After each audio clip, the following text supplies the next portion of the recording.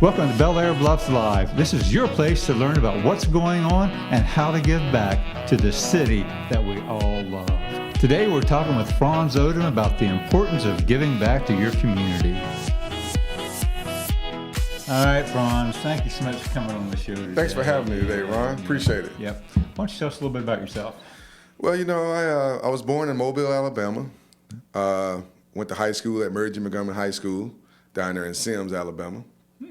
After that, I played a lot of sports in the high school, and I ended up getting a full ride scholarship to the University of Alabama to play football in the Gene Stallings. Nice.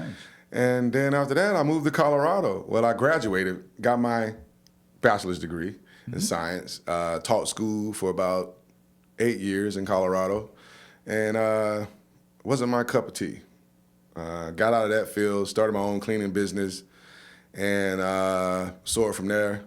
Then I moved to Florida, and here I am, doing real estate. Congratulations. Thanks. Did you play for the Raiders? Did I understand that? Well, no, I didn't. I had a little. I tore my knee up. Oh, okay. Tore my knee up all the way up. Couldn't play football no more at all. Had a knee replacement. Yeah. It was kind of. But you played football at Alabama. Yeah, right? yeah. Okay. It kind of felt like that. God had something else in the plan for me. I tore my knee up twice, and after that, wasn't able to move like I wanted to. So I ended up taking a medical red shirt to Alabama, and and called it a day, and got my degree, and started with life, and moved from there. And you have, okay. I know that you're very active in the community, giving back to the community. Yes, I am. Yes, you are. Thank you for that, by the way. No problem. Tell us a little bit about that. Basically, what I do is I coach baseball at Belleair Beach, Cal Ripken League, and the Bay Root League. I coach the 8U team, and I coach the T-ball team. The 8U, basically 6, 7, 8 to 8 year old kids I'm coaching out there. And the T-ball is more like 3 to 5 year old kids that I'm coaching for T-ball. I like giving back to the community. I like helping out kids and the youth in my community in Belleair Beach, Seminole area. I also coach flag football in Seminole Rec. Oh, okay. Yeah, when the flag football season over the summer, yeah. So I like giving back to the youth, helping out the youth. If I could just, save one kid, that means I did my job. Yeah. I feel like, sports basically help kids in life. They find out that there's going to be a lot of things in life that they're not going to want to do, but you're going to have to do it. Right. So that's what I like. Skill sets they develop. Skill sets. I like showing them different skill sets, taking responsibility for their actions. I like holding them accountable for their actions. Like I make sure every kid, after a baseball game, the parents like to come in the dugout and get the kids helmets and bats and everything together for them. I make sure the kids do that themselves. Oh, okay. I try to make sure they clean the dugout. Just teaching them different things about life and responsibility and cleanliness and stuff like that. Yeah, I got a couple quotes about volunteering just off the internet. It talks about volunteer work is important for your health, talking about those of us who would volunteer. Yeah. So the Corporation for Natural and Community Service says that volunteering improves psychological and physical health. Volunteers reap the benefits of feeling a personal sense of accomplishment while building social networks that in turn support them in the times of their needs. And it says it enriches our society, brings us together as a community, and helps keep businesses and other organizations afloat. Not only is volunteering important because it helps to better your community, it also helps to better you as an individual. And that's true. Yeah. I see a lot of kids that I worked with along the years at Belleair Beach baseball, and I seen them grown. I seen them, change, attitude change. It's so great seeing a kid grow up and you see the changes in them. You know what I mean? So by me working with those kids and watch those kids move up to different levels in baseball, and knowing that I coached that kid, it's a great feeling. Yeah. How many years have you done it? 5 years, because my son's 7. So you're starting to see some of the kids you worked I started with. with T-ball. Yeah. Coming up the I started with T-ball, and I see all the kids that started with me in T-ball coming up, and growing up, and it's like, man, I see them. I'm like, man, I remember when you was this small. Now you're like right here. Do they stop you when you're out and about? Saying, Yeah, they stop me. Hey, coach. Yes, they do all the time.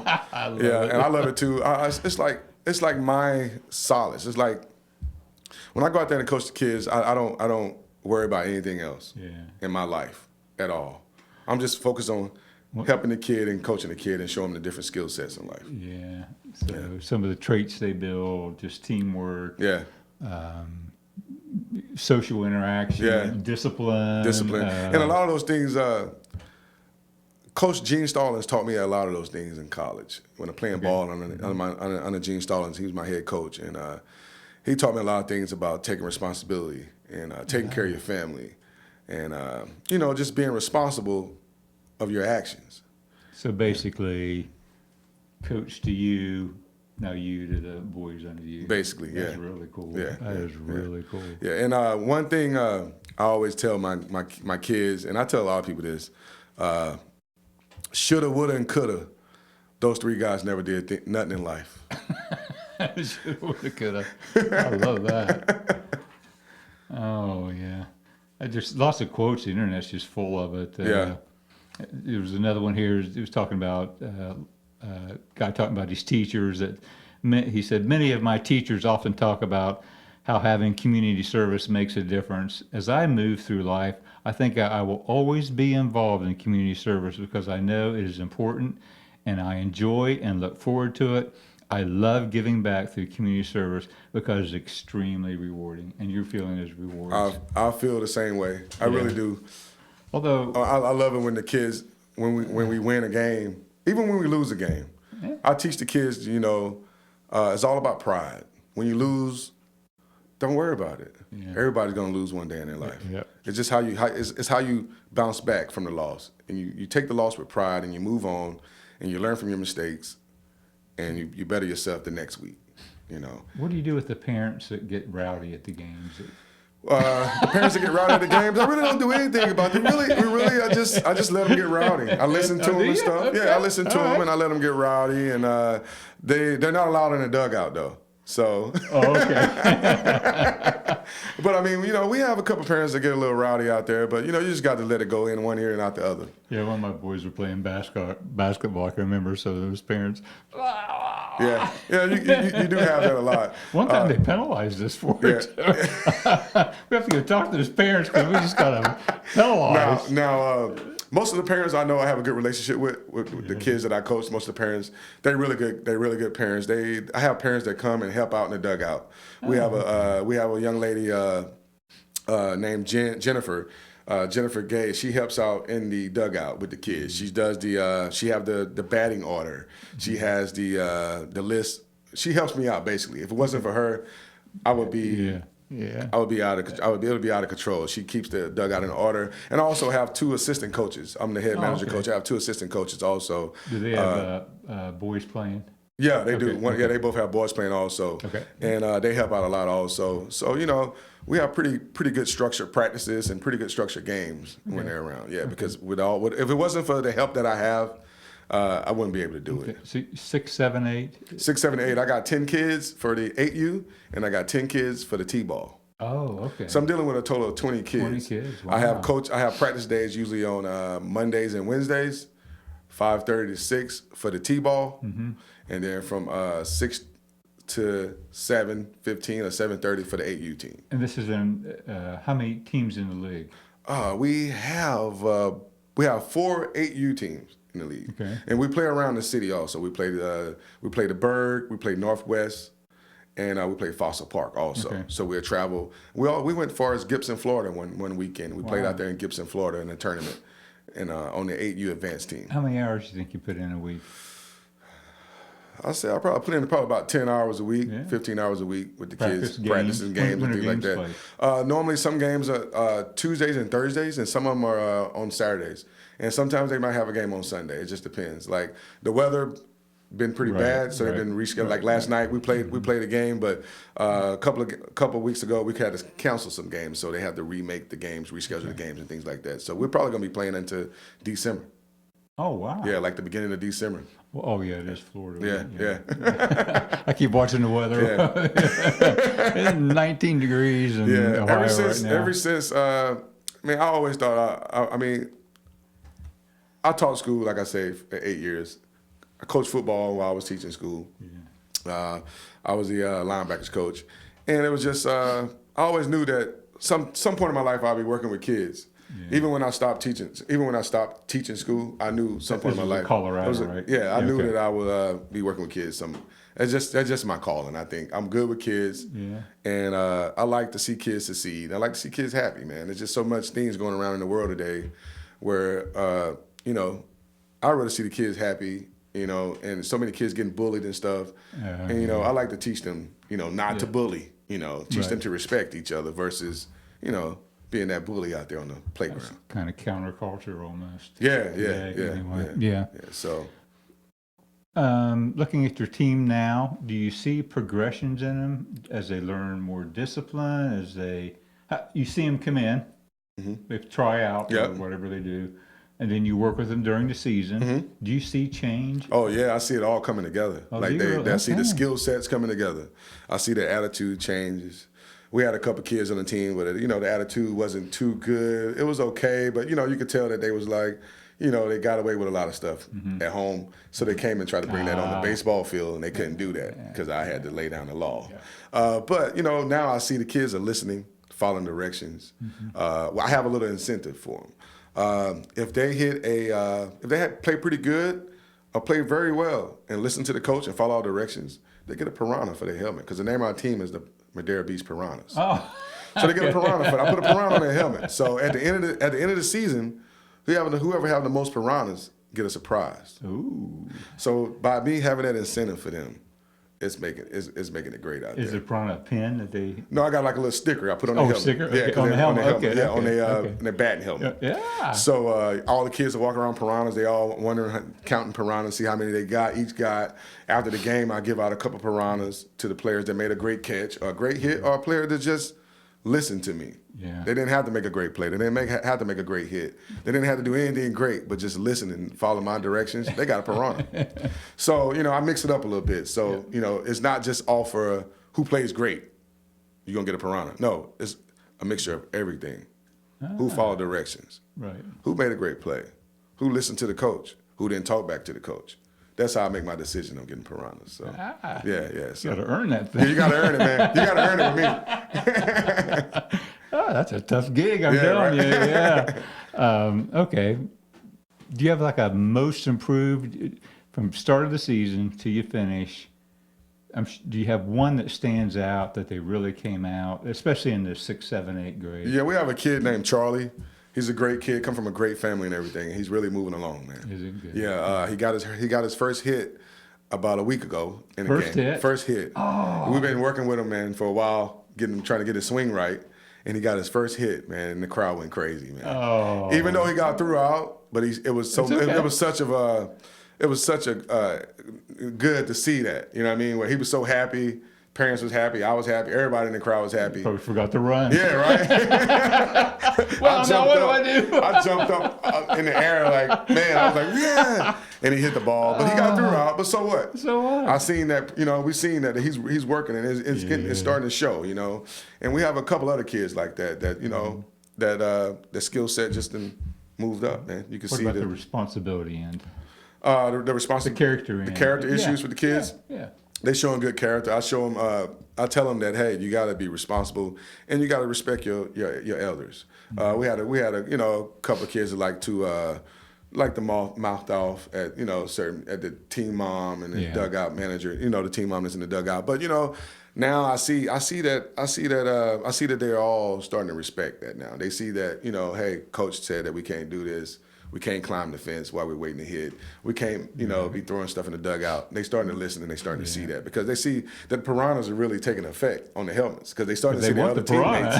They see the other teammates with 12 piranhas. They only got 3 piranhas. You know what I mean? So that makes a lot of difference. Competition. So by me doing that, I mean, I see a lot of progression from the kids. A lot of them are playing good, and I'm gonna have to lose some of them next year because they're gonna be moving to 10U. Yeah. So I get to see them move up and play with the big boys again.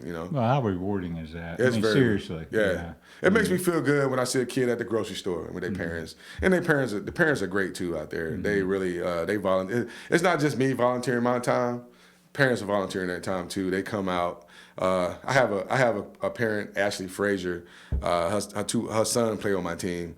Her and my daughter. I have to watch my daughter while I'm coaching, and she takes my daughter and watch my daughter for me. Oh, while I'm coaching. You know what I mean? And I feel the pressure off my back, even though I still feel bad that she's watching my daughter while I'm coaching her son and the kids and everything. But it just goes to show you it's teamwork. The parents are just chipping in, and I'm chipping in. And also with the T-ball, I had to go off for a little vacation a couple weeks ago, and one of the parents volunteered to coach the game because I wasn't able to make it to the game. So they coached the game for me while I was out of town because they had to reschedule the game, and it was rescheduled on the time where I had to be out of town. So I talked to the parents. The parents were like, no problem.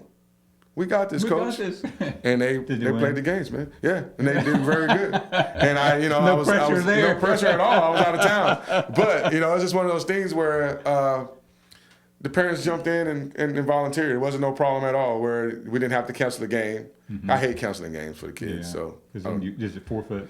Well, it's just like we don't know if we can reschedule them or not because it's fall ball now. It's not spring. So I hate to cancel the game because we didn't have enough players or I couldn't be there to coach a game. You know what I mean? So I try to ask the parents and let the parents get involved also and let them know, like, hey, you can always come on this field and help me coach. Yeah. You don't have to sit back. If you feel like you see something you need to do and see something that I need to do, come out there and do it and implement it. How many games? This year, I think we have about the same for both? 8 games. I think it's in the spring you have more games. In the fall you don't have that many games because it's fall ball. Fall ball. Yeah, okay. yeah. So in the spring, I think it was about 8 games we have. Oh, okay. We have in the fall. So it's not a bad gig. I like the whole community over in Madeira Beach. I like the whole parents. Everybody's just one big family, man. Social gathering. You know what I mean? Like one year my kids didn't play. And I missed that, going to the park, coaching and socializing with all the other parents and getting to know everybody in the community, Yeah, I had a couple quotes here I looked up. One was Muhammad Ali said, "The service to others is the rent you pay for your room here on earth." Oh, that's a good one. Yeah, I just saw the documentary on him last night. Yeah. Volunteers don't get paid, not because they're worthless, but because they're priceless. Yeah. Yeah, that was Sherry Anderson. Yeah. Then we had, remember that the happiest people are not those getting more, but those giving more. Yeah. So, yeah. And see, I like to give. I mean, long story with me where, I tore my knee up in college playing football. It brought me down to reality. Was it your total knee? I had an ACL. ACL, okay. Yeah. And that brought me down to reality when I was, I had to sit out. I had to take a medical rest. I had to sit out because I was hurt. I had to focus on my studies and everything. And that showed me, it built a lot of character. I mean, showing that, hey, they tell me I can't play football no more, but you know what? I'm going to finish this degree. I'm going to do what my mom always told me to do, make sure I get my education. Yeah. And by doing that, I was glad I was able to do that, to finish that degree and get that out the way. I graduated years ago, 1999, from the University of Alabama. That's a while ago. It don't seem like a while. I'm a while ago. But I graduated from there. My mom was happy, and I was glad I made her proud. That I graduated. That's all she wanted me to do. She didn't care about football. She didn't care about running up no field and none of that stuff. She always told me, "Son, I just want you to get your degree and get an education." Yeah. And that's what I did. His mamas always had the best advice. They got the best advice, because if I wouldn't have took that advice, I don't know where I'd be at right now. Yeah, my wife says, no one wants to listen to the mama, but mama's pretty right on. Yeah, because I was thinking like, hey, I'm trying to go to the NFL. I'm not thinking about a degree, I'm not going to lie, my freshman year, I was thinking about it. I was in the mindset of like, I'm not here to go, to go to school. I'm going to the NFL. I was like a little cocky, not cocky, but I was just like, I had a little big head thinking that, hey. Yeah. And then when I got hurt, it brought me down to reality, and I'm glad, I'm not glad that I got hurt, but it did help me out throughout life how to deal with tough situations, because that was a tough jab when I got hurt. Especially couldn't play. Yeah, I couldn't play at all. You're Nothing. done. Couldn't do nothing. Yeah. Nah. Well, the NFL's not for long anyway. Not for long. Yeah. And it wasn't even meant for me to make it all. It wasn't in my cards to make it to the NFL. Yeah. And I always just think back in the day when I was in college, rehabbing my knee. I would ask God, why me? Yeah. Why'd you do this to me? But then I started seeing why. As I grew. Yeah. So when you went to Colorado, you what grade did you teach? I taught ninth grade. Okay, so you Biology. were like middle school. Did you talk sports there? It was ninth grade biology, and I coached football. For the school? Yeah, for the school. Not as like a rec league? No. Oh, you were with the school? Yeah. Then. Okay. Yeah. Wow. So I taught school at a school out there called Ridgeview Academy. It was an all-boys school.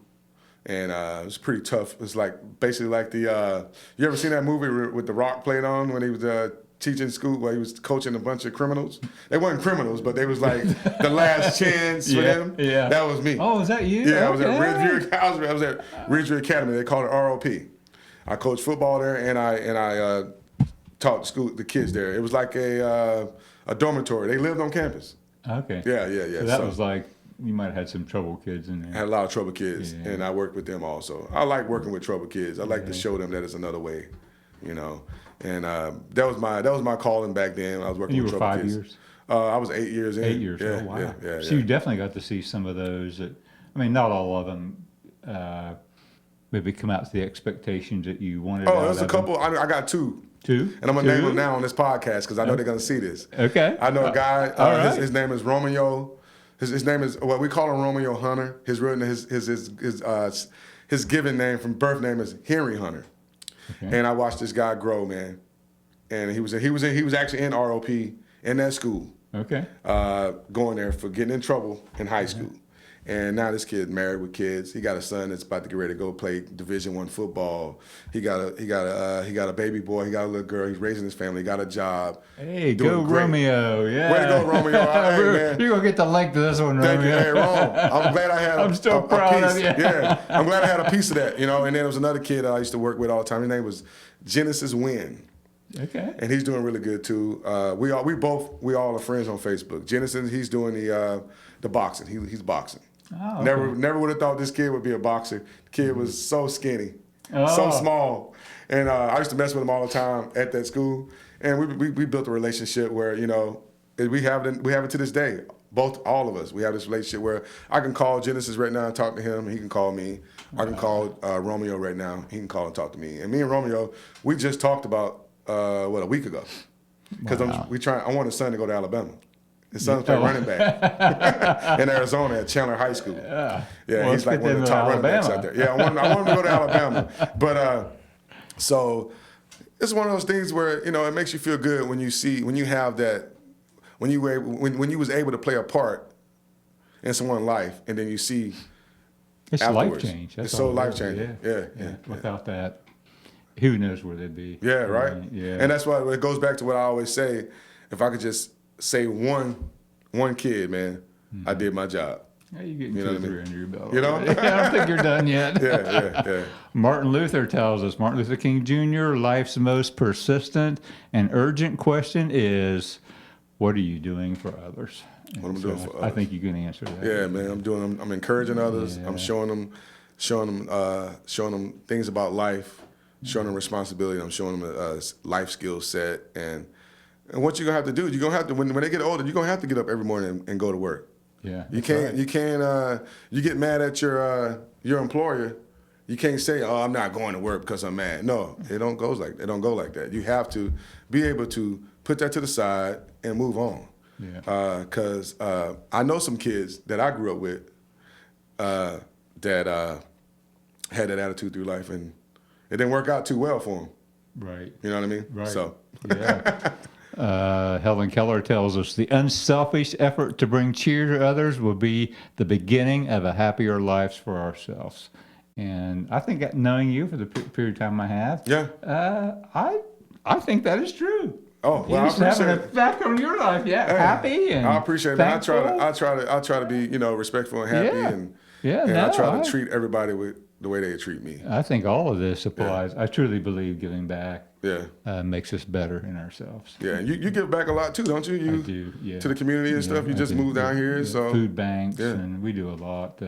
I'm volunteering or trying to get hooked up now with some of the local agencies, and from Ohio, we were very involved with at-risk children. Yeah. We had Project Hope, Yeah. which I actually had that up and ran it. We would send mentors out into the elementary school once a week, and we made arrangement with the principals there that the mentors could come in for an hour once a week and work with some of the at-risk kids.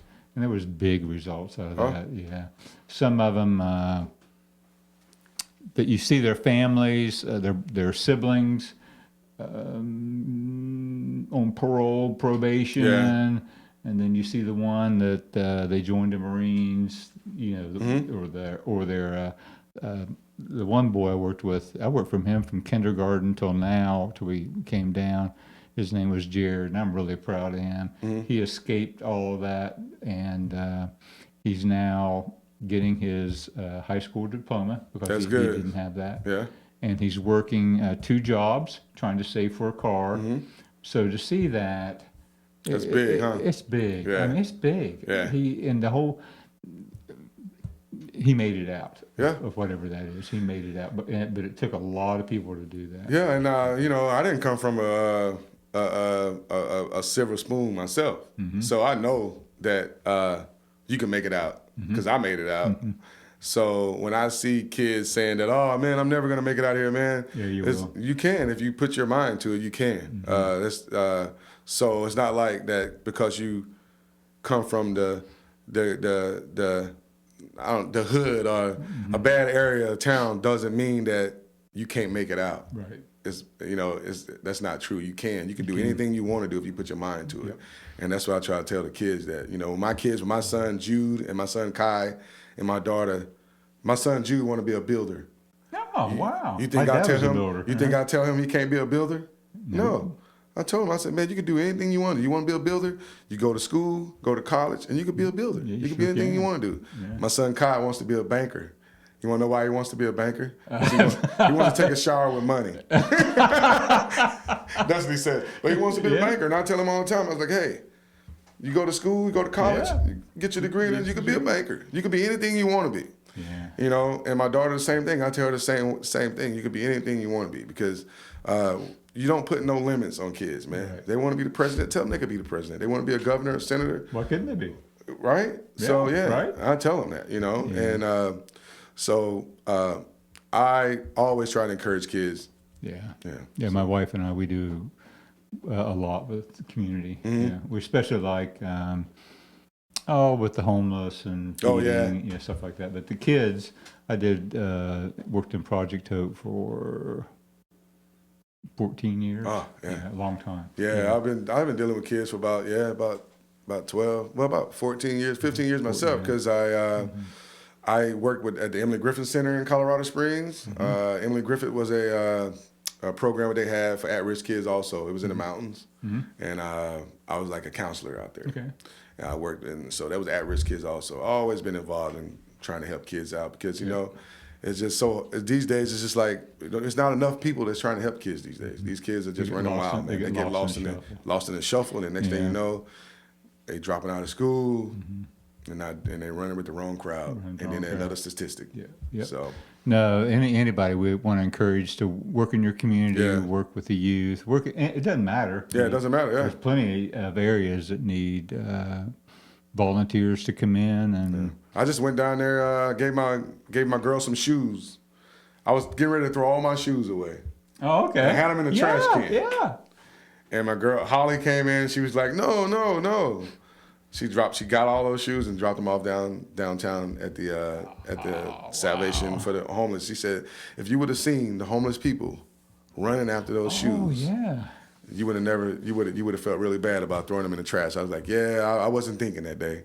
I was cleaning out the garage. All right, I just got throwing stuff away, and she's like, "No. Some people really appreciate that." And she said that those people were so happy when she Right. dropped off a basket of shoes to And these are the just homeless what we people. were cleaning They out was of the running, garage. yeah, and they was running to them and grabbing them, picking them up, and saying, "Oh, which one is these?" Oh, like, yeah. So I felt pretty good when she told me that. I felt kind of bad too. Well, at you the were same on a time. mission. You Yeah, I was know, on a mission. though. We got to check the box. The Yeah. garage is clean. Yeah, I was on a mission, so that's what happened with that. But, now I know, sometimes, you can't throw everything away, man. Right. Yeah, my wife is very meticulous about that. Yeah. About donating and be the same thing, taking clothing and stuff. But they don't have it. So, Yeah. What they say, sometimes they say that the things that we don't have, other people, the things we have and don't like, other people would treasure. Right. So, I have another one here. I love some of these talks about community service, but community service involvement is important because volunteering teaches people of all ages and backgrounds compassion and understanding. One thing I like about the community service is there are opportunities to prove and leave your mark on your global and local community. Yeah. Volunteering and putting on service events can be used as a way to advocate for causes that you're personally passionate about. Yeah. Food drives. Berkshire Hathaway's doing a food drive right now. Yeah, we are doing a food drive. Yeah. So if anybody got any food they want to donate, come to our Indian Rocks office over here. Yeah. You could donate canned good foods all day long. And also you can go to our Belleair Bluffs office on Indian Rocks Road and donate also. Yeah, we saw people dropping off food today. Yeah, we did. Yeah. So that's important. So there's many ways to get involved, and we just encourage any of you who happen to click on this that you'll make a difference not only in yourself, but you'll make a difference on others. So, Franz, and thank you, brother. Thank you. And I'd like to say one thing: Roll Tide.